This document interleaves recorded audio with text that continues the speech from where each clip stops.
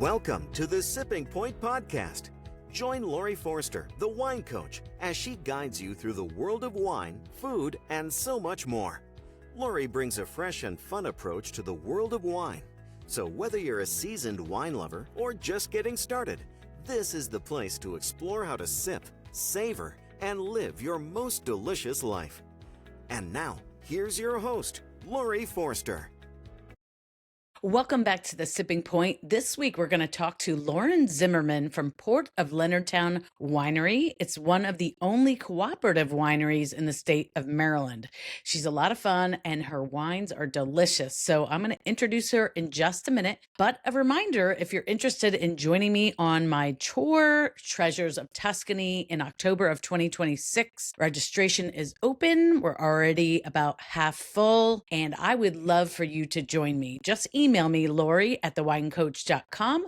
I'll get you the brochure, all the information, and anything you need to know, I'm here for you. Lauren Zimmerman grew up in Canada and has 20 years of experience managing in the wine industry. After going to school for enology and viticulture, she moved here to North America and has done work in New Zealand, getting experience from the top players in the industry. She was one of the youngest vintners in Ontario. She purchased land and planted 5 acres of Sauvignon Blanc and Pinot Noir, and then met her husband, which is how she moved to Maryland. Since starting at Port of Leonardtown Winery, the winery has gotten numerous prestigious awards, including the coveted Best in Show for the Maryland Governor's Cup twice and Best in Show for the Maryland Controller's Cup twice. She is on the board at the Maryland Grape Growers Association, Maryland Wineries Association, and also works with Maryland Tourism. Let's go ahead and bring Lauren into the show. Lauren, welcome to the Sipping Hello. Point. Thank you for having me. For those of you who are watching this on video, she is in the cellar with the barrels and the tanks and everything all around her. So this is the perfect place for you to join us. And I was telling everyone about your amazing background and all of the great things that you've done, but I thought that's where we would start. So how did you become a winemaker? So it's a long story, but this will be my 21st vintage working in the wine industry. So the years have flown by. I am born and raised Canadian. So I grew up in Ontario, Canada. I started working in the wine industry there, started working in local vineyards while I was in high school, and just fell in love with the agricultural end of the industry. I love driving tractors, being involved with the canopy management, harvesting the grapes. I just thought it was all so very cool. I wasn't much of a wine drinker then, but my mom, who is an avid wine maker / wine drinker, she would make wine in the basement and do carboys, small batch stuff, home winemaking. And that was really my first introduction to wines. And I remember tasting these carboys and thinking, oh my gosh, this stuff is terrible. Bless my mom's heart. She's come a long ways, but I was not impressed with the first couple tastes I had. Her and my grandfather would be making the wine. So I just remember helping bottle and thinking that part was fun. But I eventually, after graduating high school, moved to Niagara Falls, studied winemaking and viticulture, had my degree, and that program was very informative. It covered everything from viticulture, biology of the vines, obviously the winemaking, a lot of chemistry involved, and then the marketing and sales. So as you know, Laura, I like to be involved in all areas. So being part of these boutique, smaller wineries are kind of, it's better suited for me to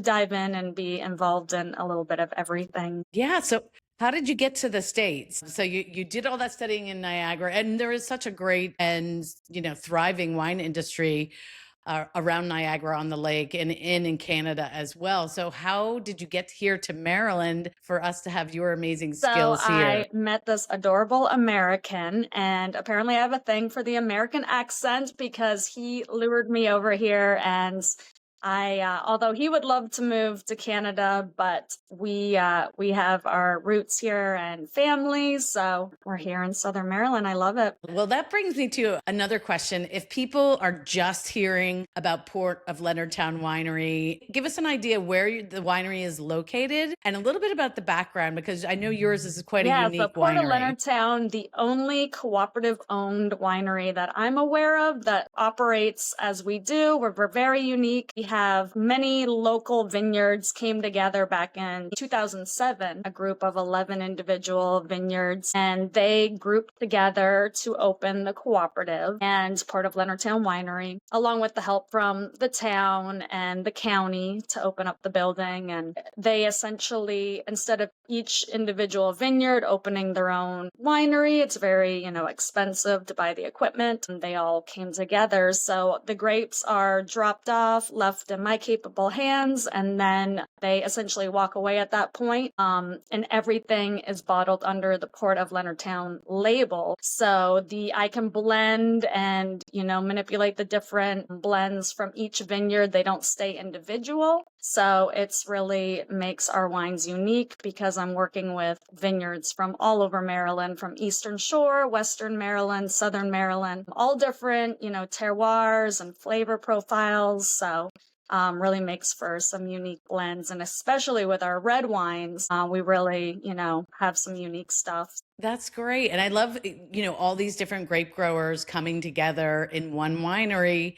That's something that's done, certainly in France and other places, in Italy as well. So it's great that we have that here in Maryland, all under your winemaking skills. And speaking of, I'm getting a little thirsty here. So we have 3 of your wines that we're going to taste. And the first one is your Viognier. And so I thought, now that we've kind of got the background out, let's talk about this Viognier, and certainly a grape that's from the Rhone, originating in the Rhone Valley in France, but does really well here on the East Coast. This is one of my favorite wines. I didn't work with it well in Canada and New Zealand, the time I spent there, but Maryland, Viognier just seems like a great grape for that. It stands up to the humidity. The aromatics of this grape is just phenomenal. You get that peach, super floral, very clean, bright. I do 100% stainless steel aging for this wine. I have dabbled with barrel aging and, doing a little lees stirring to add some complexity and body. But this wine on its own, even with just stainless steel, I feel like has a little bit of body to it, very intense and very fruit forward. It is. And it's just right away what I love about Viognier is it's so expressive. When you take a smell on the nose, as we might say, there's going to be some really amazing fruit here. And I do love the stainless steel. It's very clean, it's very fresh, but bursting with fruit. And tangerine, you mentioned peach, and even that floral sort of, wow, this is got a little perfume right on to it. Perfume, but this particular vintage, 2024, one of the best vintages since I've moved to the U.S. The later season of the growing season was very dry, which really concentrated the fruit, especially the Viognier. We ended up with a little higher bricks, sugar content in the grapes, which equaled out to more alcohol. So that adds to the weight and body and seriousness of this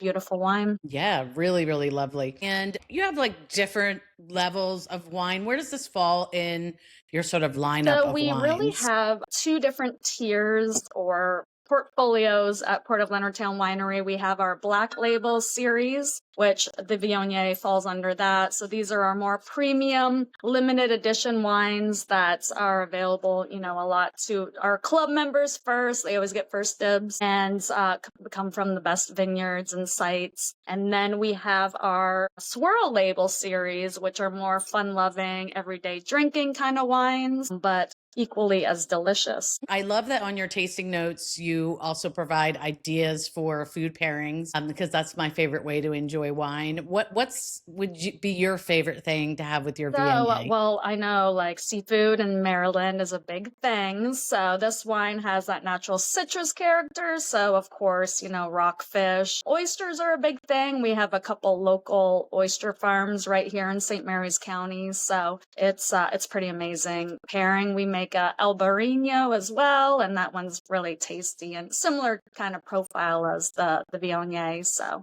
definitely seafood friendly. Yes, I love your Albarino as well, for sure. And, you know, Viognier, I kind of definitely equate with Maryland and Virginia, but Albarino seems to be, you know, really out there with a lot of the wineries. When did you start working with So we've been Albarino? working with Albarino from the beginning, essentially. We have a vineyard here locally, although now I've evolved and our production has grown so much. So now I buy from a vineyard up north of Frederick, which is just a completely different profile and a little more acidity. There's something about the, you know, being a little bit northern, you get the cooler nights. The grapes tend to hold on to the acidity, and it just makes like a nice bright Albarino. But it's always been one of my favorites here. So let's say we're inspiring people to come visit you down there in Leonardtown. What can people expect when they come to the winery? I know we're in the cellar, so and I can hear it's a busy harvest time right now. But if people come to do a tasting or attend an event, what can they expect? So yes, we are in full production mode right now, and I wanted to show you we're pressing our Sauvignon Blanc grapes Beautiful. today. So it is full swing, but you can come and visit and you can see into the production. We have a window from the tasting room, so you can kind of see what's going on. We regularly invite people back if there's time to, you know, kind of get a tour or a tasting, see the press in action. And it's really cool to kind of experience that and see, you know, from, you know, grape to bottle, everything happens right here. But we are open 7 days a week, so you can come visit anytime. We're right in the heart of Leonardtown, so somewhat of an urban winery, but we have great restaurants, art galleries, lots to do in Leonardtown. So it is worth a weekend trip if you're coming from afar, and nice hotels, B&Bs to stay at right on the water. So we do live music every weekend and food trucks. So always something to look forward to. Great. Yeah, wonderful. Well, you mentioned your swirl series, and I think the next wine we're going to taste is your Captain's Table Red Blend, and it's a special wine because you've been recognized for this wine recently. So we just correct? found out that it won the best red blend at the Atlantic Seaboard Wine Competition. So there's hundreds of wines submitted to this competition, and if you score 90 points and above, you usually get a gold, but only they choose one, best white, best red, best rosé. So we won the best of category, which is pretty cool. On the Atlantic Seaboard is the entire East Coast, Virginia, obviously, Delaware, Maryland, Jersey. I think there's about 10 states covered. Right? Thank Well, you. congratulations. This wine, it's always been one of my favorites. It's very fruit forward, 8 months in oak barrels. So it's like a little more approachable and just fun. Yeah, and it has a nice little like coffee chocolate type of note as well, probably from the barrel aging. What is the blend as far as the grape varietals? This one was Chambourcin majority, 50% Chambourcin.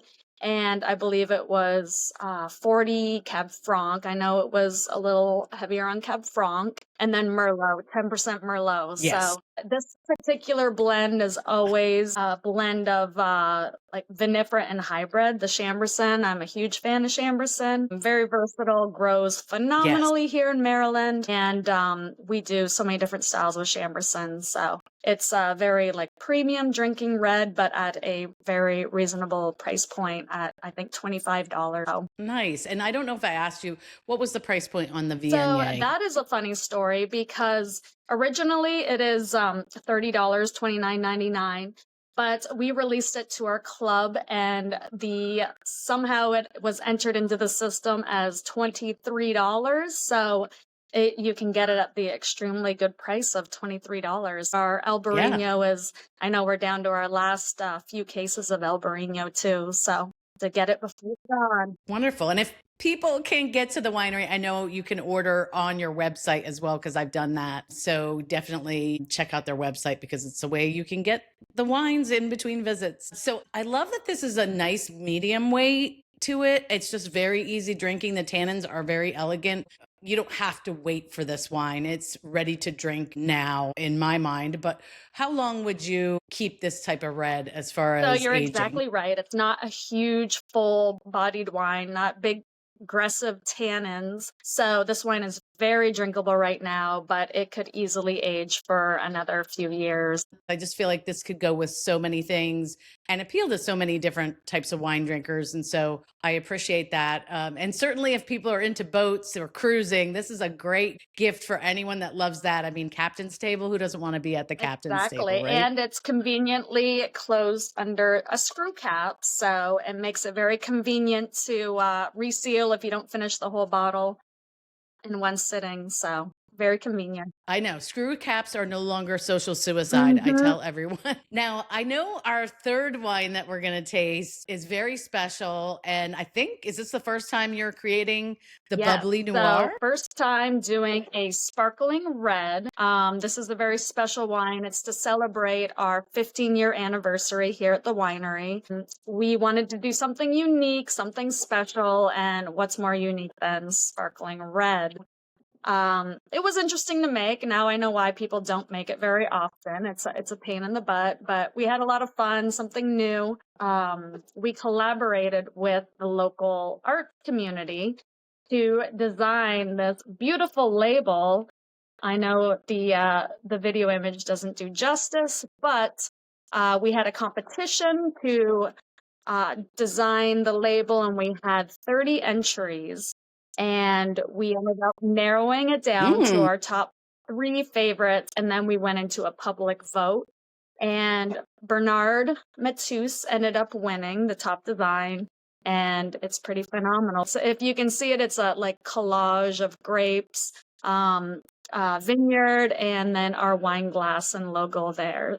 So pretty. He did a great, congrats, Bernard. You did a great job. I think it's beautiful. I just opened mine up and I'm going to pour a little taste. And this wine, although red, of course, you want to chill it because it's sparkling. So best enjoyed chilled and very fruit forward. It's like juicy fruit, all the berries, elderberry in there, blueberry. It is just like mouth-watering, delicious. And I did read it on your tasting notes. This is considered off dry because there is about 1% residual sugar here, right? So there is a tad Yeah, of just to sweetness round here. it out and give it some body. And yeah, so it drinks dry because of the bubbles.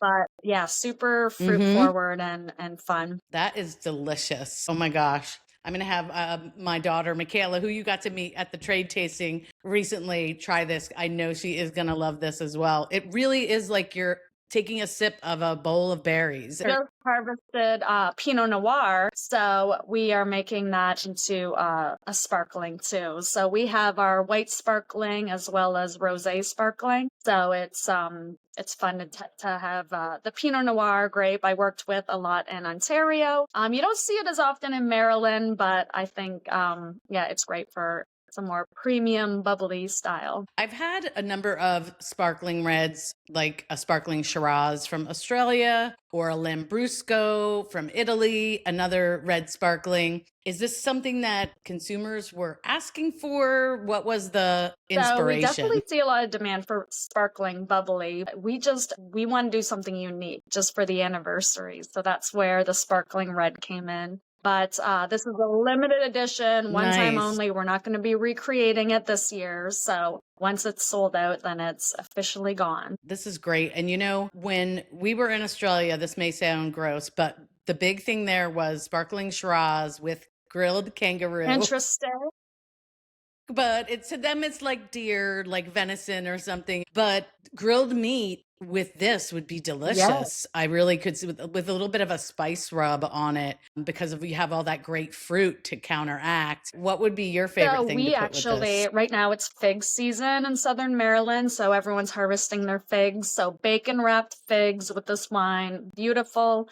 And then like a goat cheese, blueberry goat cheese, amazing. It's so good with this wine. That's so great. I know you're part of a group of Maryland women winemakers. So tell us a little bit about that. I know even since I've, started my business, it's been 20 years now. There are so many more women in the industry, which is amazing. What are you seeing in our Maryland wine industry as far as women Well, winemakers? I feel like some of the top winemakers in Maryland are all females, so that says a lot. I think it's a well-known fact that females have a stronger sense of taste and smell, so that's a big win for us. But yeah, I think Maryland is under 20% female winemakers, so it's still a male dominated industry, but females are definitely standing up and taking on some lead roles and showing these amazing results. So it's even in the last 10 years, it's really amazing to see how many more females are coming in and more in the production end.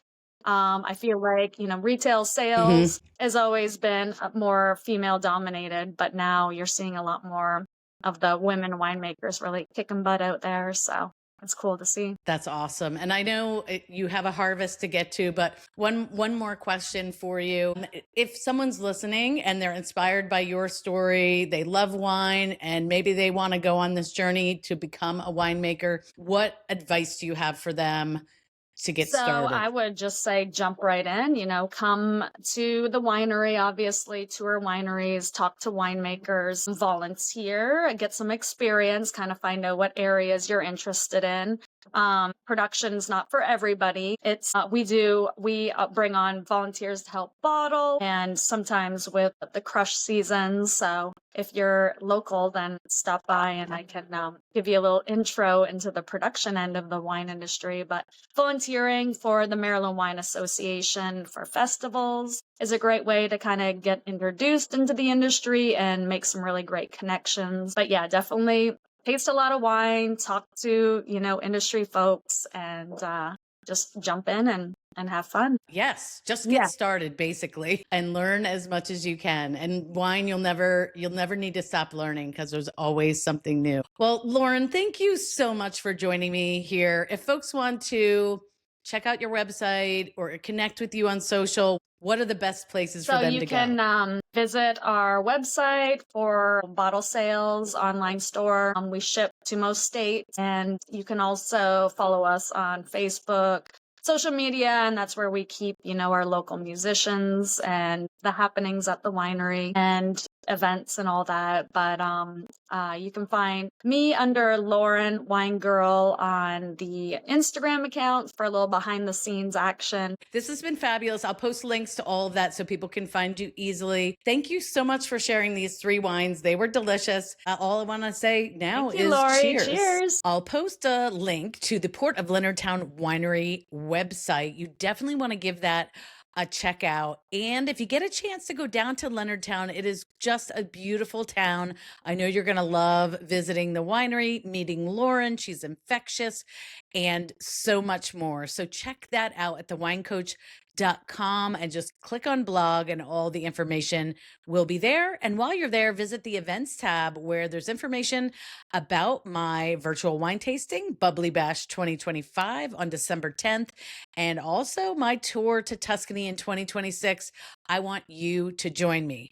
All right. If you enjoy the show, I want to ask a favor. Please let another wine lover know about the Sipping Point. I always love to have more wine lovers like you join me week to week to just have more fun with wine. All right, until next week, cheers. Thanks for joining us on the Sipping Point podcast. We hope you enjoyed this fun and flavorful look at the world of wine, food, and beyond. If you liked what you heard, be sure to subscribe, leave a review, and share with your fellow wine lovers. Until next time, keep on sipping.